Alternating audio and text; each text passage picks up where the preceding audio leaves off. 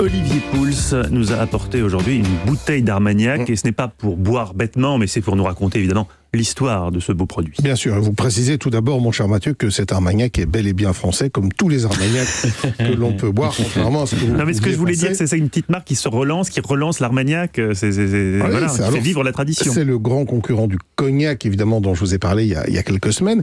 Alors, l'Armagnac, lui, peut se prévaloir quand même du titre d'être la plus vieille eau-de-vie de France. Ah oui. Alors, d'où vient son nom ?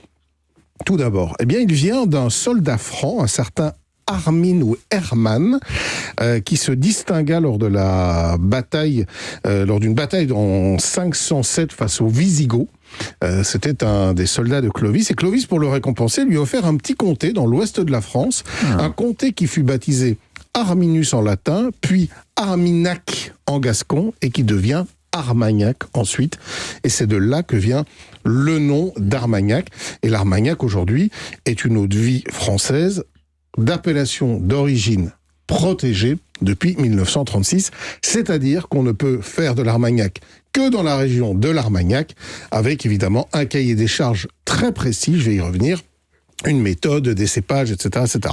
Alors, il faut savoir que la vigne est présente là-bas, dans cette région, depuis l'époque romaine, mais les premières traces d'eau-de-vie, donc de distillation du vin qu'on produisait avec cette vigne, remontent au XIe siècle. Alors, on appelait ça une eau de feu à l'époque, mais elle était utilisée à des fins médicinales, et on lui prêtait quelques 40 vertus, figurez-vous. Alors, autant vous dire que c'était plutôt bien d'en boire, hein. À l'époque, la production se fait presque exclusivement dans les monastères, mais on commence à les trouver sur les marchés à partir du XVe siècle. Comme pour les cognacs, si vous vous souvenez bien de l'histoire que je vous ai racontée, ce sont les Hollandais qui ensuite seront à l'origine de l'essor de l'Armagnac. Pourquoi ? Parce qu'ils vont acheter l'alcool qui va servir à renforcer les vins blancs, notamment, qui sont vendus dans le nord de l'Europe. Alors, en un premier temps, on ne le boit pas vraiment pour lui-même. C'est un petit peu plus tard que ça va arriver.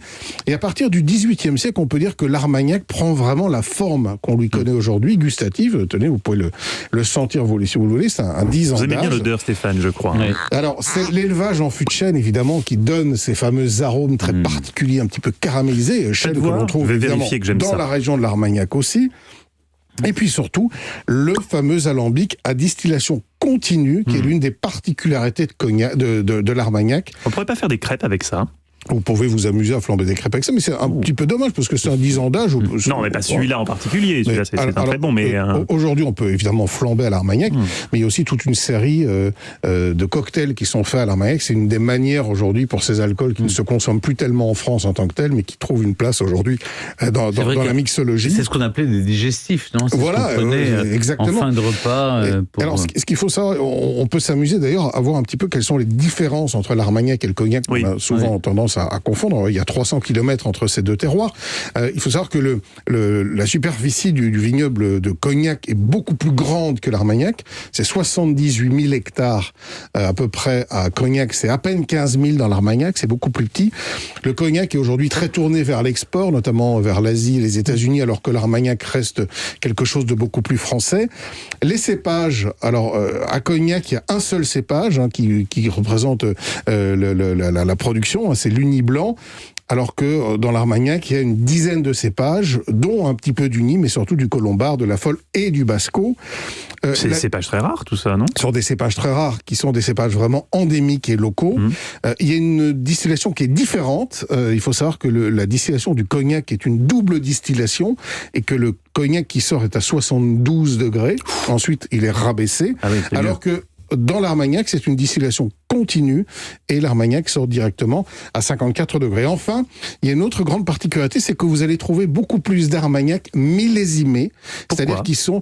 Parce qu'il y a une tradition de conserver dans des fûts des Armagnacs d'un millésime et de les vendre un petit peu comme le vin d'ailleurs par la suite. Alors qu'à Cognac, pour éviter les fraudes, on l'a interdit. Alors il y a beaucoup plus de mélange, évidemment. mais on l'a interdit, sauf à faire mettre sous scellé par les douanes des fûts auxquels vous ne pouvez plus toucher, parce que quand vous allez dans une cave de cognac, vous allez voir plein de fûts. Alors allez expliquer que c'est bien celui-là qui est le 1983 ou le 1984, comme il reste très longtemps, il y a une tentation de fraude qui est beaucoup plus grande, alors que dans l'Armagnac, la tradition de millésimer est nettement plus courante, et on trouve aujourd'hui beaucoup plus facilement des Armagnacs millésimés que des cognacs. Eh bien, c'est une belle histoire que celle de l'Armagnac. Merci beaucoup, Olivier. On retrouve toutes vos recettes sur le site europe1.fr.